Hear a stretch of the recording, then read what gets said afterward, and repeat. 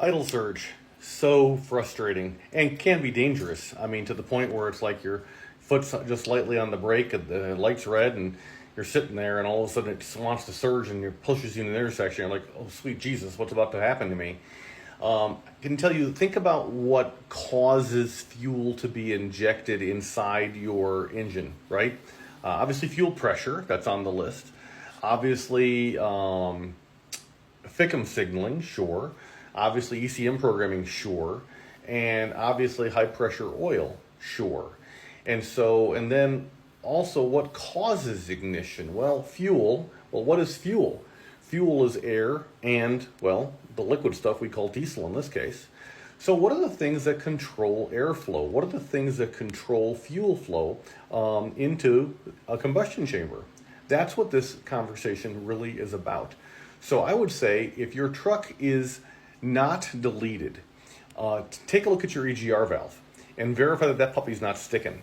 You take it apart, clean it up, new O-ring kit or not, when you go to put it back together again, you might be fine without, but the O-ring kit's not bad for the EGR valve. Or if you are deleted, depending on who did your programming on the ECM, recognize if your EGR valve is still there and plugged in, the ECM could be confusing things and jacking with all kinds of fuel and fuel and injector pulse width parameters that way. So check your EGR valve if it's part of the equation at all, okay? And verify that that's operating as it's supposed to. Outside of that, it makes sense to look at ICP actual versus desired and verify that those numbers are lockstep and that everything's copacetic and lovely there, because it may not be. Now, if your scan tool doesn't allow you to look at those two things, you can cheat another way. At hot idle, 190-degree oil, say, you can take a look at what's called IPR duty cycle. So IPR duty cycle at hot idle, in gear, stopped, should be 23%. And if you're like, the closer you are to 30%, the closer you are to a no start.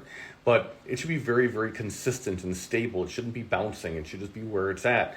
But if it is bouncing, it is moving or whatever, it might be that you have to clean your IPR valve. Okay, so that's on the list.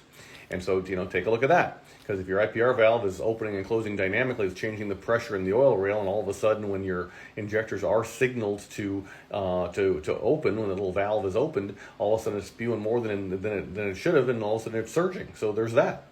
Also, take a look at your ICP sensor, which I just randomly chose of all these things we're talking about. Put it in the back here. It's an ICP sensor, and verify that that puppy is functioning the way that it should. And everyone says, how many calls do we get a day? A day. I checked my IPR, everything's fine. I checked my ICP, and everything's fine. Well, how did you check it? So key on, engine off, it should be 0.24 volts. And it's like, okay, if it's something different than that, that's not awesome. So, look for chafing, look for all, oil inside the connector, all the things that cause those problems, and go ahead and see what's going on. And you can try to just disconnect the thing, and your truck might run a little, it's generally called funny. But see if your surging goes away. And if it is, it's high pressure oil, right? And it's going to maybe caused by that sensor. So it's like, okay, fine, what's going on?